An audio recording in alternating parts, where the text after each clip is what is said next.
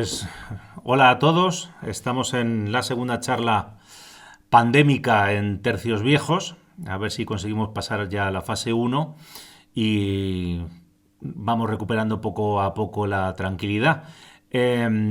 Estamos en el mes de mayo. Mayo debería haber sido uno de los meses y especialmente uno de los días, desde mi punto de vista, que debería haber sido festividad nacional, celebrando justamente ese 2 de mayo y ese alzamiento de los madrileños en contra de la ocupación francesa.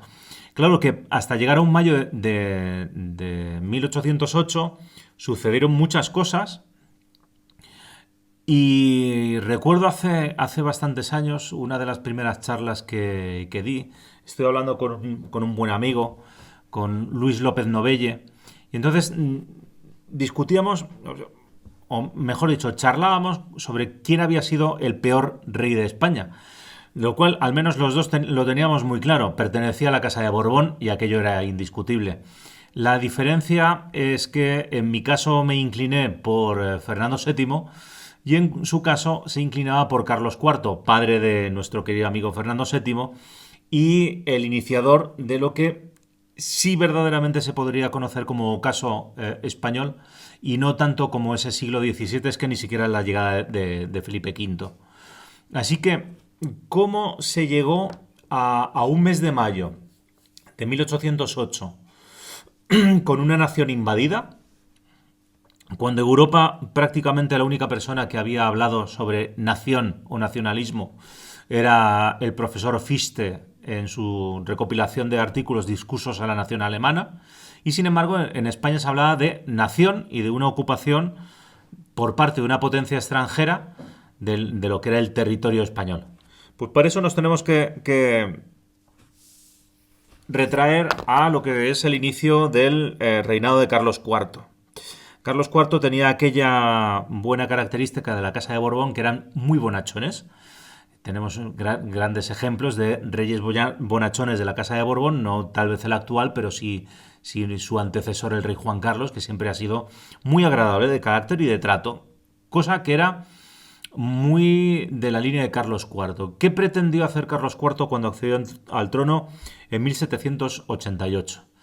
Pues básicamente quería seguir dos líneas. Uno, profundizar en las reformas de su padre Carlos III, pero por el otro, mantener una neutralidad, una equidistancia de Madrid, de Londres y de París, que no pudo realizar porque un año después, en 1789, estallaba la Revolución Francesa. Así que su primer ministro, que era Florida Blanca, aquí hacer un inciso, a lo largo de la historia de España ha habido tres reyes, tres momentos en la historia, en que el último jefe de gobierno del reinado anterior pasaba a ser exactamente el mismo, se le prorrogaba en el cargo del siguiente rey. Eso sucedió con Florida Blanca en 1788. Eso sucedió con Cea Bermúdez en 1833. Era un mensaje de la reina regente María Cristina para indicar que de alguna manera el legado de su esposo Fernando VII continuaba. Y la tercera vez que sucedió esto fue con el rey Juan Carlos, con la prórroga del primer ministro, que entonces era Carlos Arias Navarro. Eso sí, Florida Blanca, escandalizado por lo que estaba sucediendo en esa Francia de 1789, bueno, ya veremos qué puede suceder en el septiembre del 2020 en España y en otros países europeos, pero desde luego, de momento, superar a esa Francia del 89 y ese asalto a la Bastilla es bastante complicado. Ya veremos hasta qué punto llegamos. ¿Por qué? Porque veréis, la peor crisis económica que últimamente nos están retrotrayendo en el año 2020, lo hemos estado conversando justamente antes de comenzar la charla, era si la crisis de 1973, la crisis de 1929 o de la que todos tenemos recuerdo, que es la de 2008. Sin embargo, casi nos tendríamos que ir varios siglos en el tiempo para una crisis de subsistencia todavía de las del siglo XVIII, que es la de Francia de finales del XIX, donde verdaderamente la economía quedó paralizada. Quedó tan paralizada que eso provocó esa sublevación del 88-89 que termina con el asalto a la Bastilla. Ante esta situación, Carlos IV y su ministro Floridablanca intentan paralizar ese contagio revolucionario. Viendo que la situación no va bien, Floridablanca es sustituido. En España siempre hemos tenido dos grandes partidos. El gran rival de Floridablanca era el Conde de Aranda. El Conde de Aranda representaba lo que entonces se llamaba como el Partido Aragonesista, y Floridablanca terminó en prisión, terminó en Pamplona, detenido. El Conde de Aranda tampoco fue capaz de enderezar la situación española de aquellos tiempos, que también se había visto afectada económicamente por las distintas guerras, por los gastos que se habían mantenido previamente en la independencia de los Estados Unidos. Y en 1792 aparece un primer ministro, que es Manuel de Godoy, que es el que va a marcar todo el periodo 1792-1808. Claro, ¿quién era Manuel de Godoy? Pues para empezar era un guardia de corps. Para entendernos hoy en día, no sé si dar crédito a determinadas informaciones que aparecen, porque ya sabéis que esto de los bulos toda la vida ha existido. Dicen que si un escolta del ministro Ábalos ha sido nombrado como consejero de Renfe, dicen que dicho escolta a su vez proviene como ser el portero de estos locales de club. Dicen las malas lenguas. ¿Qué pasaba con Manuel de Godoy? Que verdaderamente era un don nadie. Entendamos un don nadie en una sociedad de nobleza del siglo XVIII. Era un hidalgo, es decir, un miembro de la nobleza baja de Aragón, y era guardia de corps, es decir, era un miembro de la Guardia Real, no deja de ser uno de los escoltas de los reyes. Claro que un, comillas, don nadie sustituya a un marqués de Floridablanca, un conde de Aranda o una nobleza titulada como el valido, el favorito, el primer ministro de los reyes, llevó a toda una serie de rumores. ¿Por qué llegó Manuel de Godoy a ser ministro o valido de los reyes Carlos IV y María Luisa de Parma? Dicen las malas lenguas que es que durante una cacería la reina María Luisa se fijó en uno de sus nuevos acompañantes, que era Manuel de Godoy. Dicen las más malas lenguas que posteriormente pasó a visitar la alcoba de la reina durante las noches. Dicen las más malas lenguas todavía que no solamente visitaba la alcoba de la reina, sino también la del rey. Claro, era una persona que... ¿Qué hace allí Manuel de Godoy? Hay un político español que de vez en cuando nos lanza unas ideas, yo creo que muy buenas, aunque luego no las cumpla. Y es, por ejemplo, un vicepresidente actual que tenemos, bueno, es el único vicepresidente varón, el cual nos dijo que en política no se pide perdón, se dimite. Claro, a los políticos no se les pide o no se les debería pedir tanto ideología como resultados. Entonces es muy probable que tanto, siendo dos figuras radicalmente distintas, el conde duque de Olivares y Manuel de Godoy, a Manuel de Godoy sus biógrafos le pintan como una persona bastante instruida, muy trabajadora y con unas ideas muy avanzadas a lo que era el final del siglo XVIII. Sin embargo, el resultado de su acción de gobierno fue manifiestamente nefasta. Sin embargo, fue una persona muy fiel, ya que tras el exilio de los reyes nunca jamás les abandonó. Siempre podía haberse trasladado a otro lugar. Pensemos que, por ejemplo, José I Bonaparte terminó sus días en Estados Unidos. Para los que no seáis... los que seamos de una quinta un poco mayor, recordaremos un cómic de Lucky Luke, que era El Emperador. Y esa idea, dentro de lo que cabe, estaba rememorando un poco aquel José I que terminó en Estados Unidos. Sin embargo, Manuel de Godoy, una vez que los reyes Carlos IV y María Luisa de Parma no regresan a España, él siempre permanece con ellos en su exilio en Francia. También pensemos en otra cosa. Los reyes no se fiaban de los ilustrados. Los ilustrados habían provocado la Revolución Francesa. Cualquier persona que fuera ilustrada, como Jovellanos, por ejemplo, era sospechoso de una ideología que había terminado con con la detención primero del rey Luis XVI y luego su ejecución. ¿Quién era Manuel de Godoy? Era justamente eso, nadie. Era una persona que si era algo era porque era fiel a los reyes. Sin los reyes, él no era nadie. Hay que tener en cuenta también, además, su figura. Es un guardia de corps, es una escolta. Le has depositado tu vida porque te acompaña, porque en caso de que haya problemas. Y si es una persona medianamente instruida, si tiene cierto interés, desde luego despertaría esa confianza en los reyes que desde luego los ministros ilustrados en 1789, 90, 91 ya no tienen. Si estamos en 1792, que es la fecha de nombramiento de Manuel de Godoy, la contraparte francesa sería Robespierre y el partido jacobino. Entonces, vemos una evolución de lo que ha sido la Ilustración, con lo cual por eso vuelvo a personas como Florida Blanca o Jovellanos comienzan a ser sospechosas.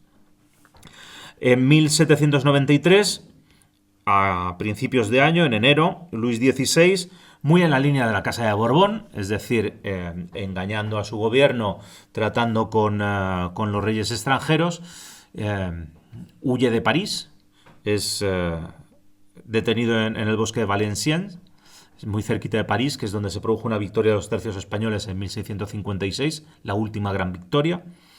A su regreso se asaltan las Tullerías, el gran tumulto, procesamiento del rey, su ejecución, y hasta 1793, pese a que ya ha estallado la guerra, Austria y Prusia le han declarado la guerra a la Francia revolucionaria, aunque han sido derrotados en Valmy en el 92, España permanece neutral. España permanece neutral porque llevamos un siglo XVIII con pactos de familia donde nuestro gran aliado es Francia, independientemente de lo que está sucediendo. Incluso Godoy se ofrece a las autoridades revolucionarias para un posible exilio del rey Luis XVI, María Antonieta y el Delfín, y que vengan a residir a España.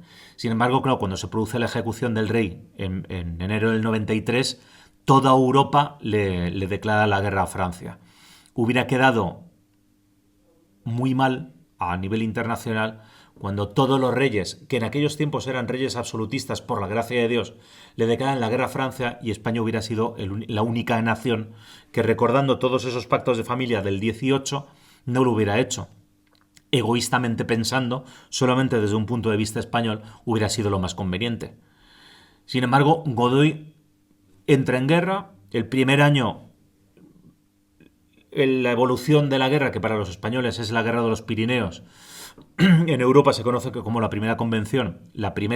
Ese primer año va bastante bien, especialmente con las campañas del general Ricardos.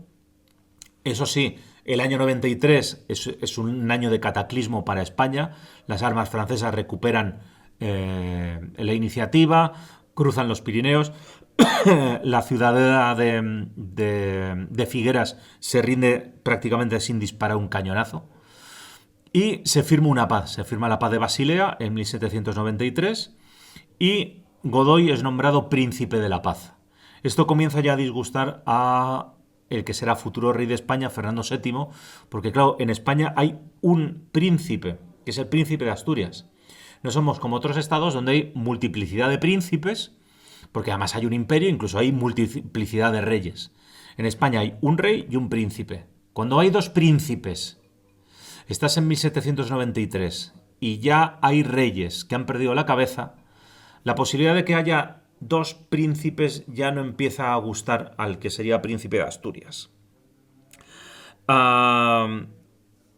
Godoy, de todas maneras, va a perder la confianza de los reyes. ¿Por qué? Porque en 1796 se firma un primer pacto con Francia, que es el primer Tratado de San Ildefonso, que vuelve a los antiguos pactos de familia. Robespierre ha caído, Robespierre ha sido asesinado, Marat ha sido guillotinado, Danton han sido procesados y guillotinados, también Saint-Just y Robespierre. Y ahora estamos en un periodo que se conoce como la convención, como el directorio, lo anterior era la convención, donde tenemos un gobierno, digamos, más conservador. más conservador republicano, que no es ese grupo de girondinos o de monárquicos ilustrados como será el Marqués de Lafayette. Con ellos sí se puede llegar a algún acuerdo. Se firma un acuerdo porque Francia ha vencido en esa guerra de la Primera Convención, porque a España la alianza le ha ido muy mal. Pero claro, el resultado es 1797, es la derrota de Cabo San Vicente frente a la Armada Británica, aunque por otro lado es la próxima vez que nos permitan volver a viajar y alguien quiera realizar un viaje a Londres, le invito a que visite Trafalgar Square. En Trafalgar Square hay una columna preciosa, altísima, aparte de arriba hay un señor que se llama Horatio Nelson, almirante británico, prototipo del mejor almirante de la historia que ha tenido el Reino Unido. Por supuesto, yo estoy seguro que Nelson hubiera firmado tener la hoja de servicios del Marqués de Santa Cruz. Ese señor, don Álvaro de Bazán, que venció en la batalla de Lepanto, entre otras, más que nada que venció en todos y cada uno de los combates que mantuvo solo, por separado, coaligado o en grupo, desde que mandó un barco por primera vez con 17 años, y murió, si no recuerdo mal, con cerca de 80-81. Jamás perdió un combate naval, nunca, nunca en toda su historia. Cuando vayamos a ver a Nelson, esa maravillosa estatua que tienen allí los británicos, observaremos una cosa: le falta un brazo. Es una cosa muy típica de las personas que se dedican a la guerra. O sea, voy a recordar, por ejemplo, a dos militares españoles que eran adictos a perder trozos de su cuerpo cada vez que entraban en combate. Uno era el general Milán Astray, el primer jefe de la Legión Española, del tercio entonces, y el otro, por ejemplo, era Blas de Lezo. Nelson le falta un brazo. ¿Dónde perdió Nelson el brazo? En el intento de captura de Tenerife en 1797. Una bala de cañón española le arrancó el brazo, a tal punto que el almirante británico se rindió. Por cierto, recordar que Nelson, a lo largo de su vida, se rindió 3 veces a las armas españolas. 3. No una, 3. Sin embargo, es cierto que nosotros los españoles nos hemos quedado con la derrota de Cabo San Vicente. Es decir, es un periodo donde la guerra no va bien, ha habido una derrota naval, ha habido un intento sobre Tenerife, se dificultan las comunicaciones con América y, por supuesto, los antiguos ministros como Floridablanca, Aranda y el resto de ilustrados se mueven entre bambalinas para derrocar a este Manuel de Godoy, que es destituido en 1798. Pero, sin embargo, en 1799 en Francia hay un cambio político. 18 de Brumario, Napoleón Bonaparte, prototipo de general táctico y nefasto estratega. Ya daremos otro par de charlas al respecto de qué es ser un táctico y qué es ser un estratega. Napoleón manejaba maravillosamente bien los ejércitos en combate. Tenía una visión de lo que era la campaña muy buena, pero la estrategia de mantenimiento de un imperio europeo fue un auténtico desastre, y sobre todo lo que es un concepto de cómo se tejen las alianzas. En este caso, utilizaré las palabras de Lawrence Friedman. Este señor solamente es catedrático emérito en el Reino Unido, especialista en estrategia. Estoy leyendo ahora mismo una maravilla de libro de estos de los de 1000 páginas y tal, que se titula Estrategia, se lo recomiendo, pero absolutamente a todo el mundo. Y en este libro justamente traza esta visión de Napoleón. Era un maravilloso táctico, tenía una concepción estratégica al nivel de Erwin Rommel, en unos tácticos maravillosos, unos estrategas de donde ellos estaban geniales, pero no tenían una visión de conjunto. Y es un poco lo que le pasó a Napoleón.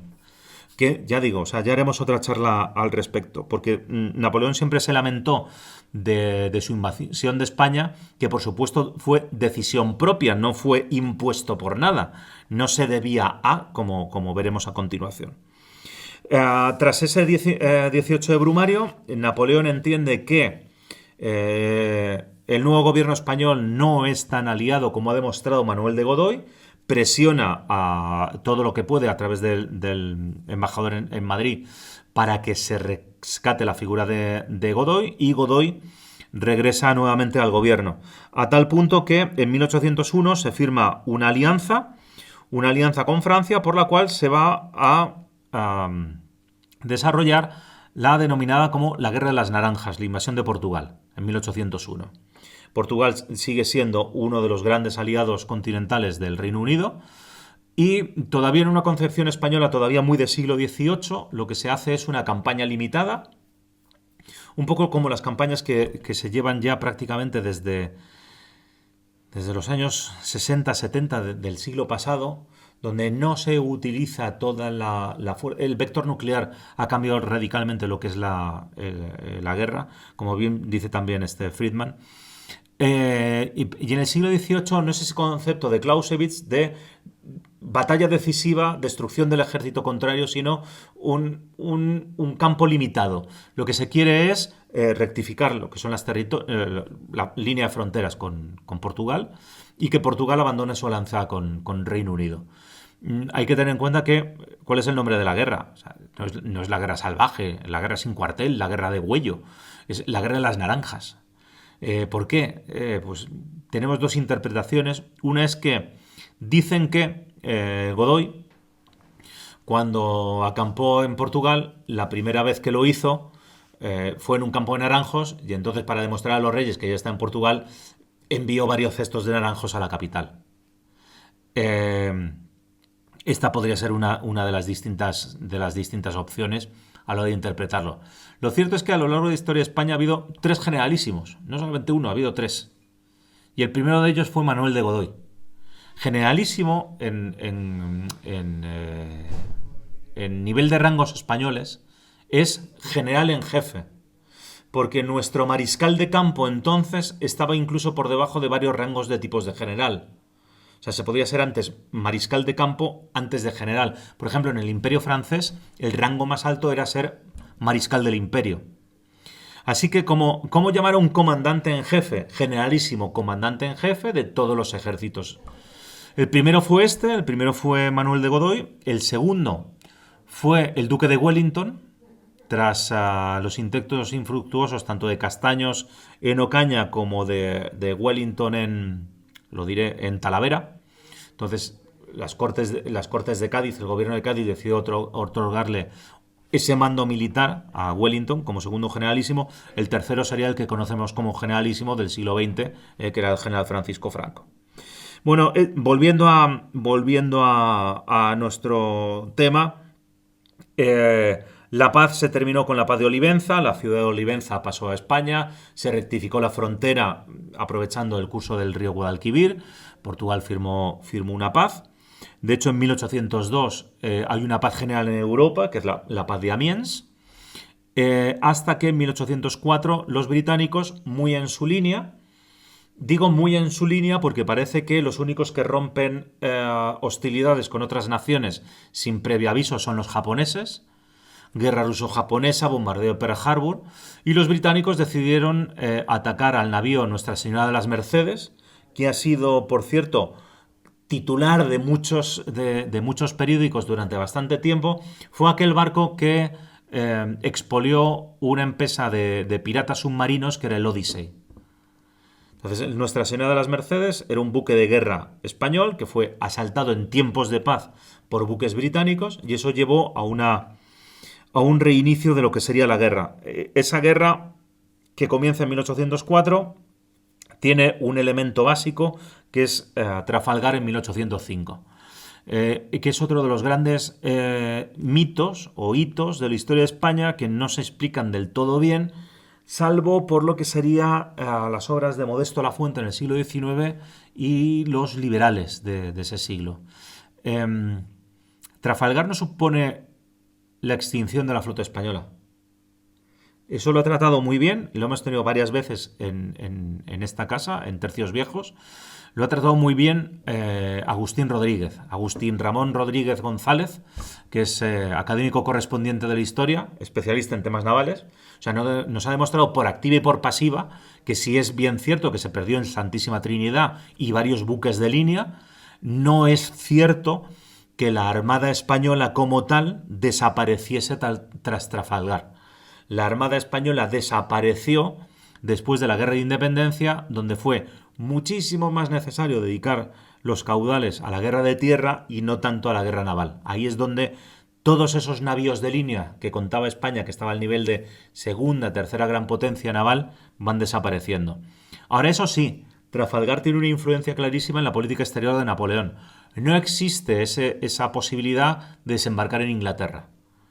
Ha habido 3 grandes momentos en la historia que siempre haríamos una historia distinta. Y si la Gran Armada hubiera conseguido enlazar con las tropas de Flandes y desembarcar en Inglaterra, y si los alemanes en 1940-41 hubieran cruzado el canal, y la tercera es esta del siglo XIX, y si esa armada conjunta hispano-francesa al mando de Villeneuve hubiera sido capaz de recoger al gran ejército francés en las playas de Normandía y haber hecho un Normandía a la viceversa. El caso es que no sucede. Así que Napoleón se inclina por lo que se conoce como un bloqueo continental.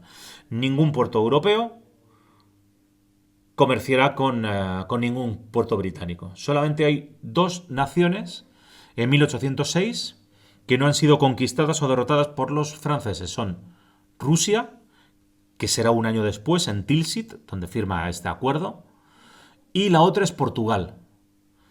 El tema de Portugal se sustancia en un acuerdo firmado en Fontainebleau en octubre de 1807, que es el que explica el por qué perdón, hay tropas francesas en España.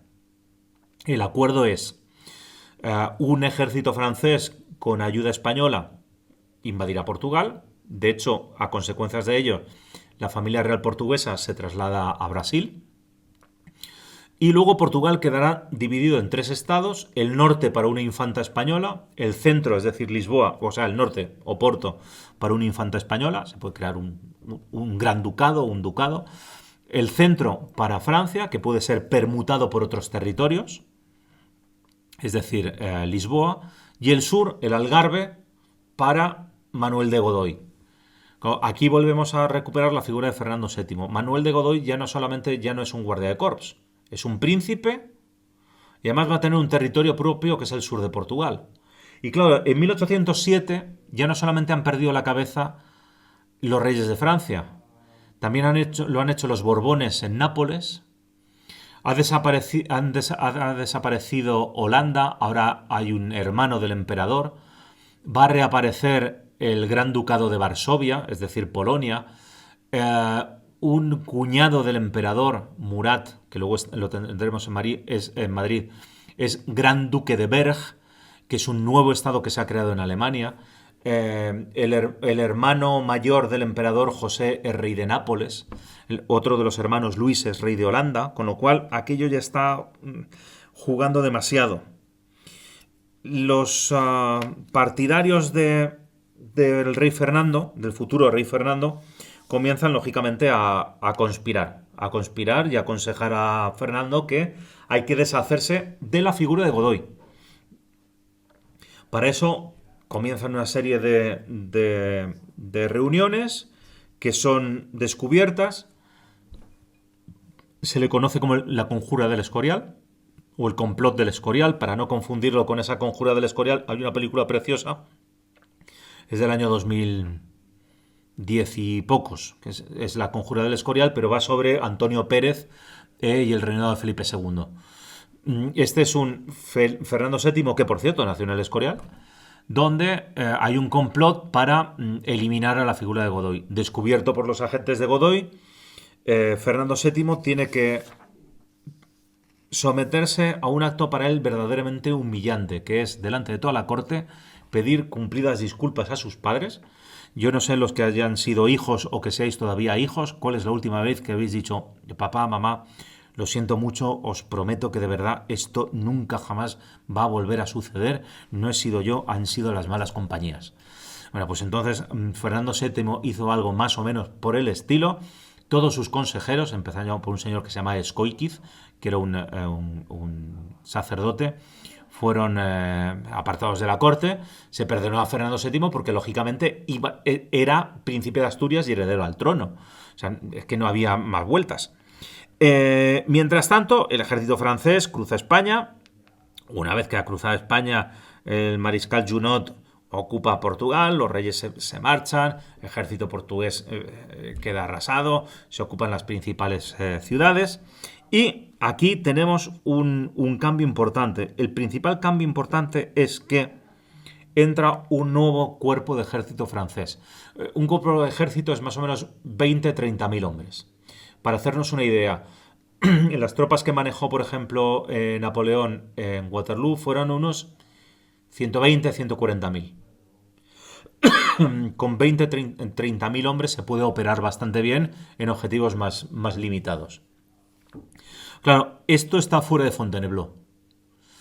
Cuando el gobierno español, Godoy, pide explicaciones de por qué otro cuerpo de ejército al mando de Murat, las razones que se da por parte francesa es para asegurar las comunicaciones entre Junot, que se encuentra en Lisboa, y la frontera francesa. Claro, Godoy comienza a preguntarse qué comunicaciones hay que asegurar si estás en territorio aliado. Si España es aliado de Francia, no hay que asegurar nada. De hecho, el ejército español en ese momento se encuentra distribuido por la periferia, por toda la zona de costa, en previsión de una reacción británica y un desembarco, porque el interior no es necesario. Godoy, que, vuelvo a decir, el resultado de su política sería nefasto, el por qué razón llegó a ser primer ministro sería objeto de un seminario completo, pero tonto no era.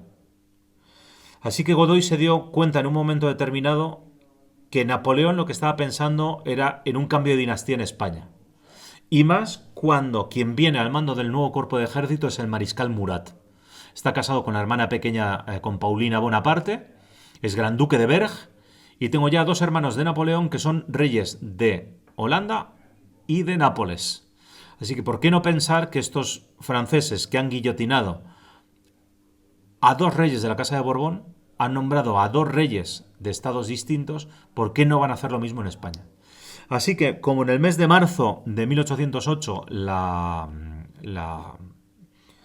los reyes residen en su palacio de Aranjuez, pues toda la primavera, Godoy se traslada a Aranjuez y lo que le plantea a los reyes, lo que les planteó verdaderamente, no es lo que les iba a plantear, es lo que les llegó a plantear.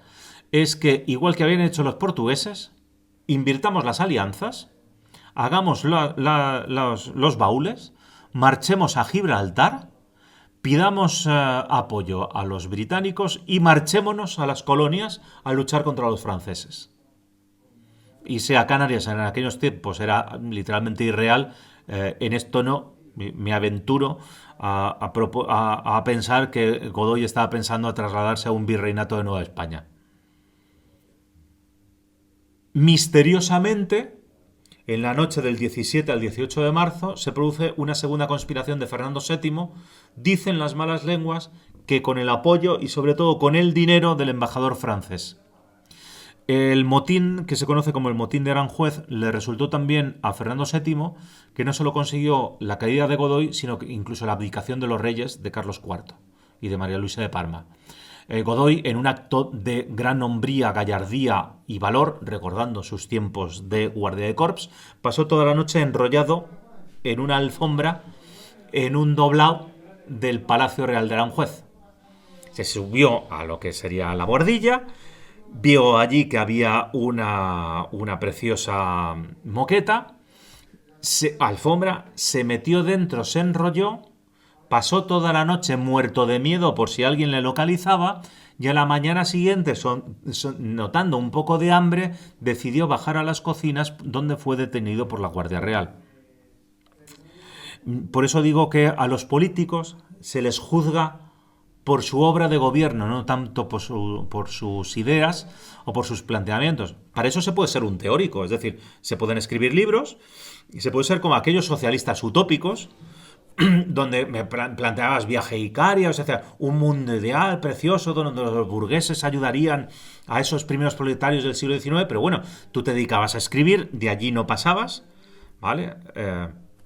Tenías a San Simón y gente como este estilo, pero claro, si tú eres un político y tienes que ejercer, la historia luego lo que te juzga es por cuáles han sido tus resultados. Es decir, ardo en deseos en tener 30 años más para poder analizar qué pasó en el año 2020 y cuál fue el resultado de aquello. Porque, por ejemplo, un político español de aquella transición, Felipe González, hoy en día se puede hacer un análisis ya casi histórico de cuáles fueron sus decisiones, y entonces tú puedes decir, bueno, tuvo unas decisiones muy malas, por supuesto que sí, como cualquier político, tuvo unas decisiones muy buenas, y lo que tengo que hacer es comparar los beneficios que supuso para el país con los grandes problemas que le generó al país. Y aquello, ¿cómo lo comparo? Claro, si comparo la obra de gobierno de Godoy, aquello fue un desastre. Porque, claro, cuando nos ponemos en ese motín de Aranjuez de 1808, de marzo, la flota ha sido derrotada. Se han roto las comunicaciones con América. La economía es una ruina. España está en guerra. España está invadida por tropas de un ejército extranjero. ¿Pero qué podemos hacer aquí? Bueno, lo que podemos hacer aquí es tener al nuevo rey Fernando VII, que lo que hace, por cierto, como buen hijo, es... No es cierto nada de lo que os dije en Aranjuez, todo lo contrario, envía a sus padres confinados a el castillo de Villaviciosa de Odón, con una escolta real. Ahora bien, cuando Napoleón tiene conocimiento de qué ha sucedido en España, bueno, o empieza a tener conocimiento, no, cuando empieza a recibir las noticias de que ha habido un motín, de que el rey Carlos IV ha abdicado, de que Godoy, al cual él ha presionado para que sea primer ministro, ya no es primer ministro, que hay un nuevo rey que es Fernando VII, comienza a exigir explicaciones. Esas explicaciones van a ser sustanciadas en una nota que envía Napoleón a su cuñado, el mariscal Murat, que está en Madrid. Hay que decir, por otro lado, que Murat es muy probable que estuviera pensando en ese momento en que iba a ser nombrado rey de España. Si no, ¿cómo se explica su presencia en la capital? Murat, si hablamos de Godoy, Murat era el hijo de unos posaderos. Se alistó al ejército francés en las guerras revolucionarias, demostró gran arrojo y gran conocimiento, por supuesto no pisó una escuela militar en su vida, pero sí se caracterizaba por dos cosas. Uno, por diseñar su propia ropa, para que os podáis hacer una idea de cómo se diseñaba el propio Murat la ropa, es, si tenéis una idea del colorido de la línea de Ágata Ruiz de la Prada, es muy propio de Murat, con unos pantalones color carmesí turquesa, y sobre todo recuerdo un gorro de piel de oso en tono naranja, con un pedazo de pluma penacho en tono verde jade, con un rojo carmesí en la parte superior, que era muy difícil el no verle en combate. Y además Murat siempre se destacó en todas las batallas campales en las que participó en encabezar las cargas de su caballería. Con lo cual era una persona, entre comillas, que se había hecho a sí mismo, que por eso probablemente había destacado, había llamado la atención de la hermana pequeña del emperador, de Paulina, que entonces era Gran Duque de Berg, que era mariscal del Imperio francés, que se podía considerar miembro de la familia imperial y que él consideraba que es posible que pudiera ser nombrado rey de España. Napoleón le ordena que Carlos IV, María Luisa de Parma y Godoy vayan a su presencia, para eso se despacha al general Savary, y la familia real es trasladada a Bayona. Posteriormente se ordena a Murat que le diga al rey Fernando VII que también se traslade a Bayona porque el emperador quiere hablar con él. Fernando VII se le puede tachar también de muchas cosas, pero desde luego sus asesores tampoco eran tontos. Y en ese momento lo tenían muy claro. Se podían hacer dos cosas. Se podía acudir a Bayona y en Bayona pedir el visto bueno del emperador, refrendando que efectivamente era el nuevo rey de España, o se podía haber hecho lo que había planteado Manuel de Godoy a su padre, que era hacer las maletas, irse a Gibraltar y cambiar de alianzas. Claro, en 1808, estamos en el mes de abril, en abril de 1808 quien domina Europa desde Lisboa hasta Moscú, porque el emperador ha firmado una alianza, es Napoleón. Así que el sitio donde hay que ir para que ratifiquen la corona del rey Fernando VII tiene que ser Bayona. Por eso Fernando marcha de España, deja una junta de gobierno.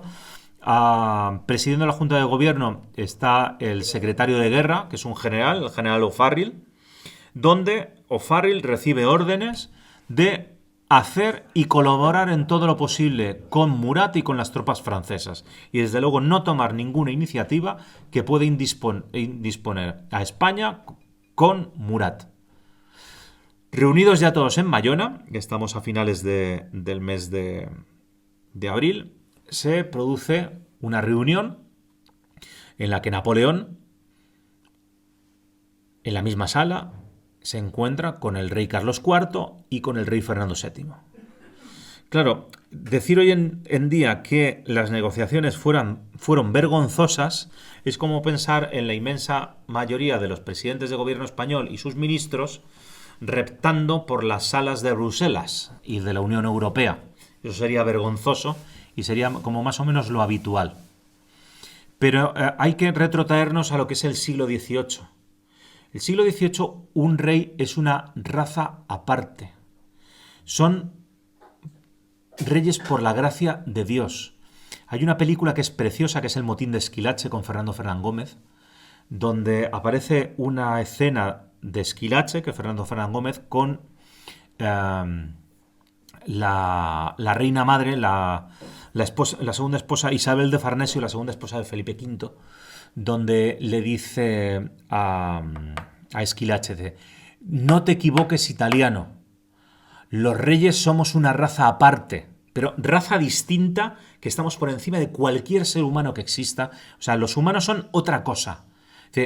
Se nos cruza tan bien que hasta se nos elige la sangre.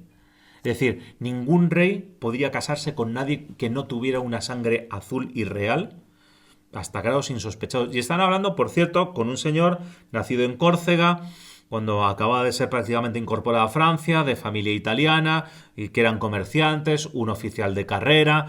Es decir, no estaban hablando con un igual, por muy emperador de los franceses que fuera en ese momento, en 1808. Lo lógico es que dos reyes no se hubieran insultado en público. A ver, en nuestra sociedad del siglo XXI casi al revés. O sea, parece, sobre todo los varones, que cuando tienes confianza con alguien y es buen amigo, al revés. O sea, utilizar 2 o 3 tacos te da una confianza mayor y estás demostrando que efectivamente, es que te llevas muy bien. O sea, por eso tienes esa confianza. En un principio del siglo XIX, que dos reyes lleguen al insulto en presencia de un emperador que viene de un país que ha guillotinado a los miembros de la Casa de Borbón y que desprecia todo lo que es la realeza y lo que ello representa por antiguo régimen, es ponérselo, vamos, en bandeja a Napoleón. O sea, si tenía alguna duda de eliminar a los Borbones en España, o sea, se le pasó directamente en aquella reunión de Bayona. A tal punto que, y aquí ya pasamos al último momento, que es cuando se va a producir esa sublevación del 2 de mayo, que es el detonante de la Guerra de Independencia, que en Tercios Viejos hemos tratado varias veces. Yo recuerdo una de las primeras charlas que vino el general Bravo a hablarnos desde lo que era la Guerra de Independencia, y luego nuestros amigos del Foro de Estudio Foro Histórico de Estudios Militares también ha venido varias veces a tratar distintos aspectos de lo que es la Guerra de Independencia en España. Y el detonante sería ese 2 de mayo. ¿Qué pasó ese 2 de mayo? Casi toda la familia real se encontraba ya en Bayona. ¿Quiénes faltaban? Pues faltaban en Palacio Real la reina de Etruria, una de las hijas del rey Fernando VII, y el menor de los hijos del rey, que era Francisco de Paula. Y la orden que traslada Napoleón a Murat es que sean trasladados también a Bayona, para que no quede ningún miembro de la familia real en Madrid, porque él lo que piensa es forzar a los reyes en Bayona a que le cedan la corona y a su vez elegir a uno de sus hermanos. El problema es que cuando van a ser trasladados, montados en coches de caballos y llevados desde Madrid a la frontera, Francisco de Paula, que es un niño, pues rompe a llorar como un niño pequeño. No recuerdo exactamente qué edad tenía, pero vamos, si llegaba a los 6 años, me parece que era bastante. Claro, los madrileños viendo que el menor de los infantes rompe a llorar con una escolta francesa, comienzan a intranquilizarse de qué está pasando.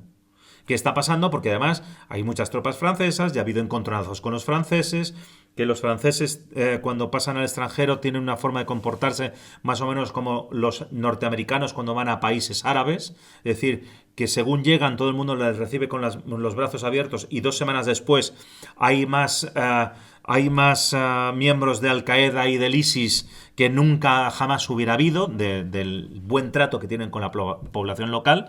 Entonces los franceses en su llegada a Madrid ya en varios meses han tenido varios encontronazos serios con la población. Tienen que entrar a Palacio Real porque se acumula una muchedumbre viendo qué es lo que está pasando. Tiene que salir el propio O'Farrell a explicar a esa muchedumbre que se está reuniendo que no pasa nada, que es que los infantes van a ser trasladados. Bueno, el resultado, que debió ser tan poco convincente que los españoles, los madrileños, empezaron a asesinar franceses. Eso es el 2 de mayo. El 2 de mayo es una sublevación popular. Para entendernos, ¿qué es una sublevación popular? Una sublevación popular es el asalto a la Bastilla de 1789. Una sublevación popular es el 2 de mayo. Una sublevación menos popular, aunque se utiliza a la población, es la Revolución de Octubre de 1917. Es más popular la de febrero del 17 en Rusia. ¿Hay gente detrás moviendo los hilos? Es muy probable que en ese 2 de mayo hubiera bastante menos que, por ejemplo, en una revolución de octubre de 1917, donde el partido bolchevique es capital y la Guardia Roja es capital. No hay organización de 2 de mayo, es verdaderamente espontáneo. Es mucho más parecido incluso que ese asalto a la Bastilla, pero es que incluso en ese asalto a la Bastilla hay una Asamblea Nacional reunida que ha jurado ese juramento del juego de la pelota, del jeu de paume, de dotar a Francia una constitución. Esto es inmensamente popular, es un descontento que cuando demos más charlas ya veremos qué tal va el descontento en septiembre del 2020. ¿Cómo es el descontento? El descontento es que la guerra va fatal. Se ha perdido la flota. Hemos sufrido de reveses por todas partes. España está plagada de franceses, de 3 cuerpos de ejércitos en ese momento. Que las mejores tropas se han tenido que marchar a Dinamarca con el Marqués de la Romana. Y hasta ese punto, incluso un ser humano normal, en su vida habitual, le importa muy poco. Francamente, que suba o que baje la bolsa, creo que me deja exactamente igual después de la cena. Ahora bien, si eso le añades malas cosechas, ruina del comercio, hambrunas, reclutas forzosas, pues ese general descontento que primero lo has trasladado a Manuel de Godoy y a Carlos IV y ves que un mes después aquello es todavía incluso peor, lo trasladas a los franceses como los grandes culpables de que todas las miserias que están sucediendo en la España de mayo de 1808 es culpa de ellos. Pero además se puede ver muy bien que es una sublevación de carácter popular porque ni una sola unidad del ejército español se unió a la sublevación. Si se unió un cuartel, que fue el de Monteleón, fue por obra y gracia de 2 capitanes que obraron literalmente por libre, no haciendo caso de ninguna de las órdenes que provenía ni de esa junta de gobierno encabezada por O'Farrell, ni por la Secretaría de Guerra, ni por la Capitanía General de Castilla, ni por nada por el estilo, que eran Daoiz y Velarde, a los cuales se le une un teniente, que es el teniente Ruiz. pero no hay tropas, no salen las tropas españolas a las calles madrileñas, salen los madrileños. Entonces los madrileños, que entonces tenían muy buena maña en lo que es combate callejero, en calles muy estrechas, muy combate de barrio. Yo siempre recuerdo dos historias. Una de un amigo de aquí, de este barrio, de esta misma calle además, que era muy dado. Él nunca jamás había hecho ninguna cosa de estas, ni de artes marciales, ni nada por el estilo. Pero lo que era pelea sucia de barrio era el que se daba la mejor maña. O sea, el que sabía dónde, dando un puñetazo, aquello se acababa. Ese madrileño del siglo XIX de barrio bajo, que es el que se subleva, es muy dado a estar acostumbrado a esa pelea de bar, de mesón, de taberna, que los franceses sí pueden desplegar muy bien en campo abierto, pero no en campo cerrado. Luego recuerdo otra, este es de un señor que escribió un libro que tenemos aquí en Tercios Viejos, Manual de negociación del Kremlin. El subtítulo es Descubre el hijo de Putin que llevas dentro. Entonces este señor, que había estudiado, había sido miembro de las Fuerzas Armadas soviéticas, había estudiado karate y no sé cuántos tal, dice que en cierta ocasión, volviendo de beber a lo ruso, se habían encontrado con tres que les querían robar. Claro, nosotros 4 jóvenes de 20 y pocos años, allí viendo a 3 más o menos como de mi edad o algo por el estilo, diciendo, vamos, estos nos van a robar. Dice, nos metieron una paliza que nos dejaron vivos porque ellos literalmente quisieron. Entonces descubrimos la diferencia de lo que es hacer karate y artes marciales en un sitio cerrado a lo que es una pelea de calle. Los franceses esa primera fase del 2 de mayo la entendieron muy mal. La entendieron muy mal porque pensaron que solamente con hacer presencia, por ejemplo, de los mamelucos, que en toda Europa sembraban terror. Cuando los mamelucos entraron en Viena después de 2 asedios, aquello fue el apocalipsis. En Madrid, yo creo que literalmente más de un español le debió dar gracias a Dios, a Cristo de Medinaceli, por personificar en la misma persona a un francés y a un moro y poder cargárselo en la misma circunstancia. ¿Por qué? Porque el pueblo español de aquellos tiempos estaba muy dado o ya había tomado conciencia de lo que iba a ser ese concepto de nación los españoles.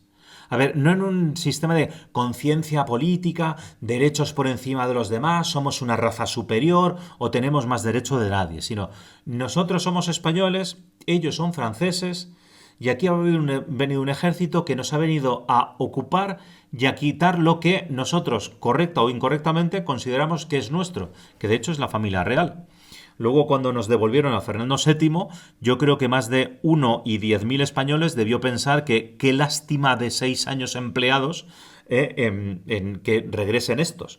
Claro que también habría que hacer aquí un inciso bastante importante. Independientemente de que la población española que se sublevase, a la cual se sumaron, primero fueron las clases muy populares, para entendernos, las de taberna, las de barrio, las de toda la vida. Soldados, algunos que se escaparon de sus propias guarniciones. Nobles, algunos que incluso salieron de sus casas y se unieron a la población civil. Burgueses, también algunos. Esta sumatorio de todos algunos, que luego terminaría con esas ejecuciones de la noche del 2 al 3 de mayo, o sea, a lo largo del día 2 en el Paseo del Prado. En la noche del 2 al 3 en El Príncipe Pío, que es el cuadro de Goya, que además tenemos el de la carga de los mamelucos, por esa referencia a los mamelucos. Pero vamos a ver, cuando alguien dice, qué lástima que no vencieran los franceses, hay que tener mucho cuidado, porque cuando se dice eso, no lo puedes dejar así, cortado tal cual, que en cierto modo tiene hasta su pase, porque para que nos devolvieran a Fernando VII, pues desde luego joroba. Ahora, lo que no puedes hacer es dejarlo en ese punto, porque si lo dejas en ese punto es, la próxima vez que alguien diga qué lástima que no vencieran los franceses, es para ponerle literalmente un cuadro de los fusilamientos del Príncipe Pío. Digo, sí, qué lástima que no nos fusilasen a todos. Porque para traer la libertad, la igualdad y la fraternidad, eso pasaba por ejecutar a unos cientos de madrileños que se habían sublevados. Por otro lado, le pasaría toda la serie de los desastres de la guerra también de Goya. Por supuesto que los españoles cometieron unas atrocidades salvajes, no, sino absolutamente descomunales, pero es que aquellas tropas de la Ilustración y la Revolución creo que cortas no se quedaron tampoco.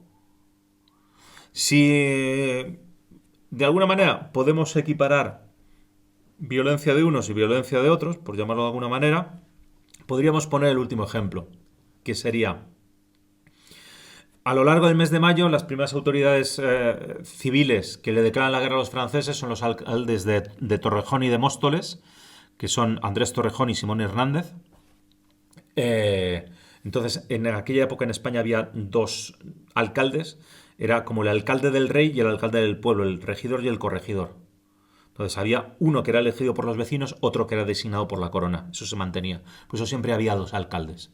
A lo largo del mes de mayo se subleva toda España. Y entonces la otra que siempre se nos dice de qué lástima que no hubieran ganado los franceses es que, claro, España era un país atrasado, inculto, del antiguo régimen, y sin embargo Francia nos traía la libertad, la igualdad ante la ley de todos y una revolución. Y entonces yo no les invitaría ni siquiera a leer la Constitución de Napoleón de 1804, ya que es una constitución que es de otra nación y de otro país. Lo que sí habría que comparar era el Estatuto de Bayona, la mal llamada Constitución de Bayona de 1808 y la Constitución de Cádiz de 1812. ¿Por qué? Porque cuando se dice qué lástima que no hubiesen ganado, te estás situando en 1814, no en mayo de 1808. Qué lástima que no hubiesen ganado. Claro, si hubiesen ganado los franceses, nos hubiéramos quedado con la Constitución de Bayona de 1808. ¿Dónde? No hay soberanía nacional. No hay división de poderes. No hay electores. Las cámaras solamente sirven como consultivas. Lo que les propone el rey, pero su decisión no es vinculante. Así que, ¿qué tipo de...? Claro, si lo comparas con la del 12... Ahora, yo puedo entender que alguien diga qué lástima que no vencieran los franceses, porque luego lo que ocurrió es que regresó Fernando VII, con el cual tuvimos un reinado entre 1814 y 1833 que francamente, o sea, no merece un análisis, sino que merece 17. Por eso, vuelvo al inicio de la charla, mantenía yo esa charla, discusión con Luis López Novelle diciendo que cuál había sido el rey más nefasto de la historia de España. Entonces él defendía que había sido Carlos IV, yo me quedo con Fernando VII, porque Fernando VII fue aquel rey que después de tener a toda una nación detrás de él, toda completa y entera, haciendo una guerra de 6 años, pasando las de Caín, pero las de Caín es que nos tenemos que ir a la Polonia de 1945 para tener casi esos niveles de destrucción, mortandad y hambrunas, y que cuando regresa lo único que se le ocurre es publicar un decreto en Valencia en 1814 donde dice como si nada hubiese pasado, es decir, regreso en este caso del futuro al pasado. Es decir, volvemos en una fractura espacio-tiempo exactamente al mismo punto que estábamos en abril de 1808, donde hay 3 estamentos, 2 privilegiados, la nobleza es de origen divino, las cortes solamente sirven para jurar al rey y los súbditos lo único que deben hacer es pagar sus impuestos. Entonces, la verdad es que los españoles entendieron que ante un vacío de poder fundaron unas juntas. Esas juntas dieron lugar a una constitución que fue la de Cádiz. Esa constitución de Cádiz estuvo en funcionamiento en 3 periodos. Durante la Guerra de Independencia del 12 al 14, durante el denominado Trienio Liberal del 20 al 23, y luego posteriormente un año del 36 al 37 durante el reinado de Isabel II, porque en un motín de los sargentos de la granja le obligaron a poner en funcionamiento la Constitución de Cádiz hasta que se aprobó una nueva en 1837. Pero desde luego, ¿cómo fueron esos pasos durante 20 años, que no hay que perderlo de vista, durante 20 años de gobierno de Carlos IV, entre su acceso al trono en 1788, en un mundo absoluto de antiguo régimen, a un mundo radicalmente dislocado por la Revolución Francesa en 1808, pues tenemos un trecho bastante bastante amplio que podemos enlazar pues con todo lo que sería guerra de independencia, reinado de Fernando VII y qué hubiese pasado, sí. Ahora, lo que sí puedo asegurar es que 2 siglos después, creo que no hay ni un solo historiador ni ser humano sobre la faz de la Tierra que pueda poner en valor ni el gobierno ni el reinado de Carlos IV ni el de Fernando VII por ser probablemente los dos más nefastos que a lo largo de la historia haya tenido en la nación española. Es que, con todos mis respetos, es que hasta Felipe V parece bueno comparado con ellos. Lo cual ya es decir, vamos, decir auténticas salvajadas. Por eso yo creo que este recorrido de esos 20 años con esa erupción de la Revolución Francesa, esa guerra de los Pirineos, esa vuelta a la alianza con Francia nefasta, ese gobierno de Godoy bien intencionado y muy trabajador cuyos resultados fueron nefastos, ese rey Carlos IV falto de carácter y sobre todo ese rey Fernando VII que, bueno, llamarle el rey felón es verdad que es hacerle un auténtico favor. Y por mi parte, pues bueno, pues hasta aquí, muchísimas gracias. Y la semana que viene nos veremos con una nueva charla en Tercios Viejos, a ver cómo estamos de desconfinados para aquel periodo. Y yo os iré contando. Lo mismo tenemos que ir al Hanoi Hilton, que era donde llevaban a los prisioneros de guerra norteamericanos durante la guerra de Vietnam, que creo que les trataban muy bien, por cierto. Muy típico de los regímenes estalinistas. Hasta otra.